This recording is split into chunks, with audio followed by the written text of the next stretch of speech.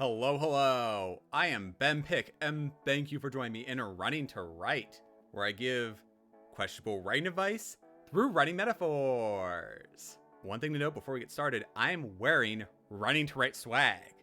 That's right, you too can own your very own copy of this shirt which says, "I'm only running so I don't have to write." I would recommend going for a different background color, maybe a lighter shade, because the black lettering can be difficult to read with the black background and some lights, but it actually looks okay on camera. And it looks pretty good in real life too.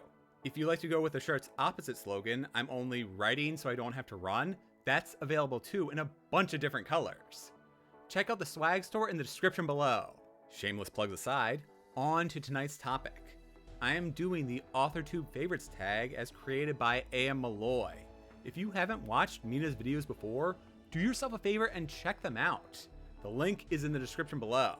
In the videos, Mina leads us on a walking or scooter tour of South Korea while discussing all things writing, from deciding to go traditional versus self-publishing, creating a pen name, or finding a balance between work life and writing.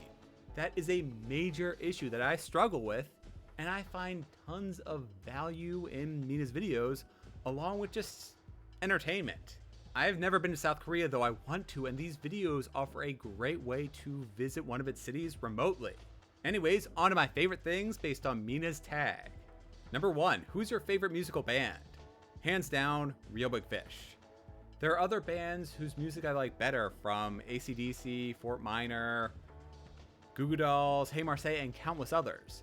And yet, Real Big Fish is how my friends and I used to end our parties in college. We would play Sellout, and anybody who wasn't our friends would leave. Those were some of my favorite nights during those after parties. We would be our dumbest and goofiest then, and I've forgotten most of those nights in the years since, and clearly I'll blame it on the years and not the inebriation.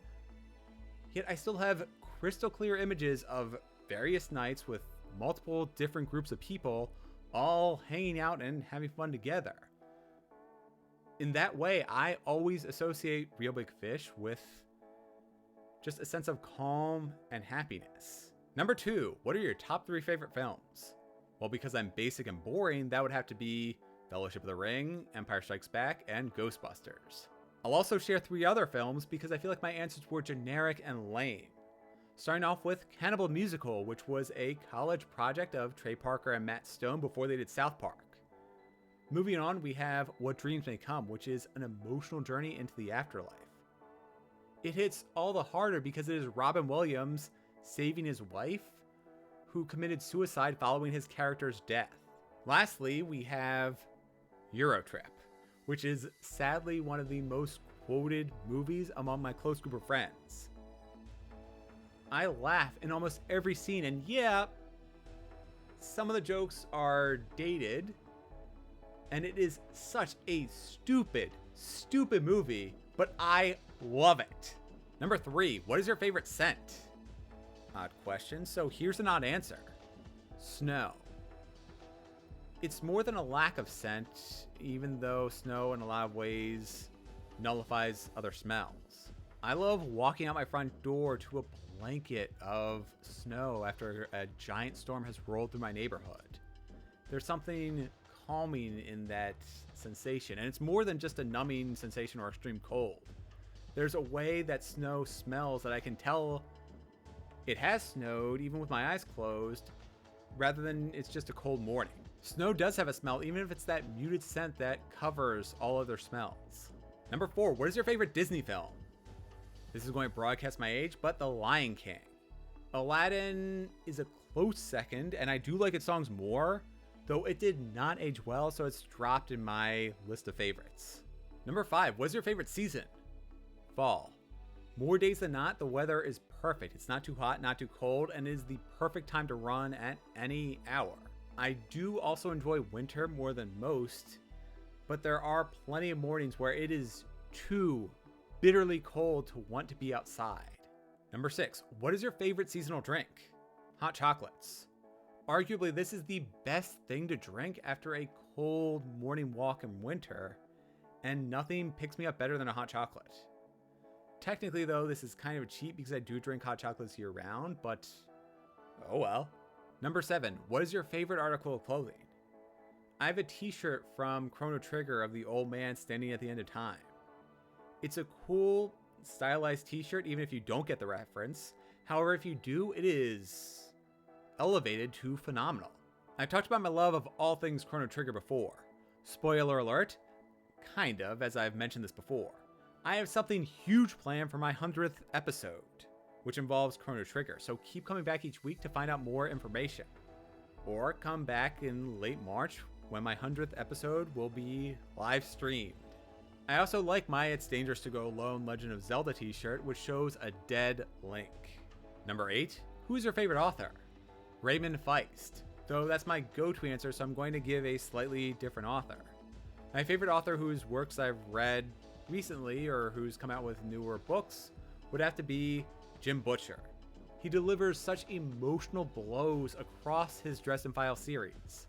Admittedly, there are some uncomfortable points, including creepy and pervy vibes, along with the consistent Dresden needs to save a damsel in distress trope.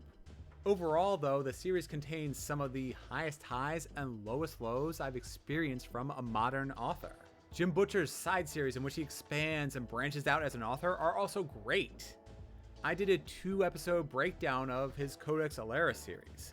My biggest complaint with it was that it wasn't the Dresden Files because I love it so much, and because I am eagerly awaiting the next book as it heads towards its conclusion. Number 9, do you have a favorite place to read or write? Yes, I do. It's the couch directly across from me.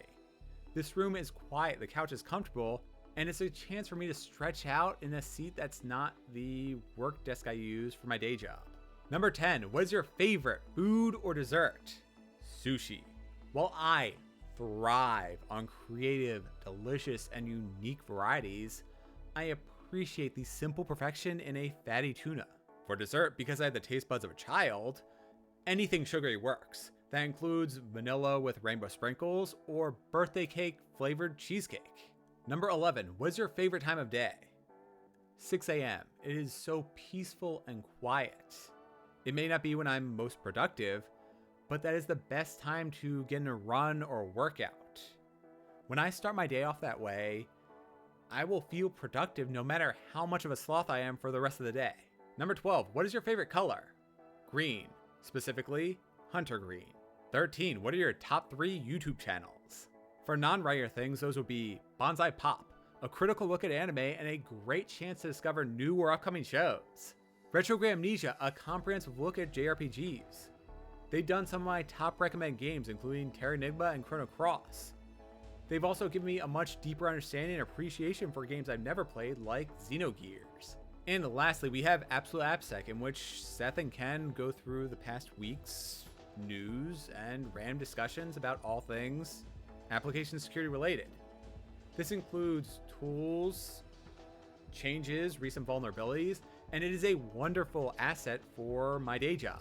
Number 14, what is your favorite musical play? Book of Mormon. A lot of the plays I've seen are intense, and this is not. It's hilarious, and the jokes hit well whether you know they're coming or not. I saw this once with one of my best friends, and again with my wife, and I was laughing the whole way through both experiences. Hamilton is up there too as a well-made play with creative and memorable songs, along with impressive choreography. Though above all else, I like to laugh. That means I enjoyed Come From Away more than I did Hamilton. Come From Away is an incredibly underrated play, or at least it was when I saw it. This is the story of 7,000 passengers who were rerouted on September 11th to a small town in Canada. Given the intense topic as a backdrop, it was surprisingly funny, pleasantly uplifting, and wow, did it have some heartfelt moments. And lastly, number 15, what is my favorite place I visited? Tough call.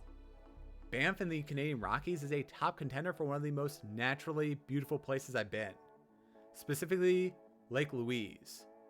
I did a morning run from the town up the mountain to where the Clear Lake is, and then back again, but as the mist rose up and I got to that lake near when the sun rose,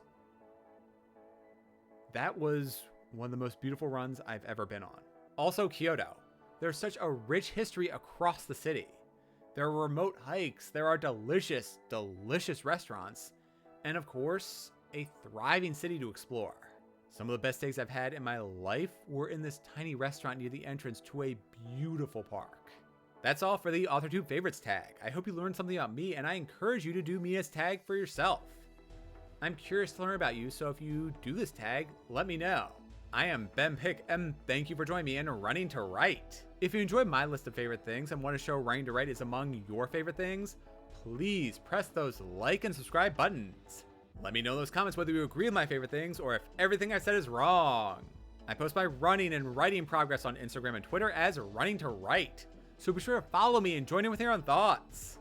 Don't forget to sign up for the Running to Write monthly newsletter for regular updates on my sort of musings, pitfalls, and lessons learned.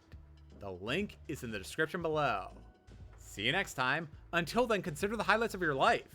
What are your favorite memories?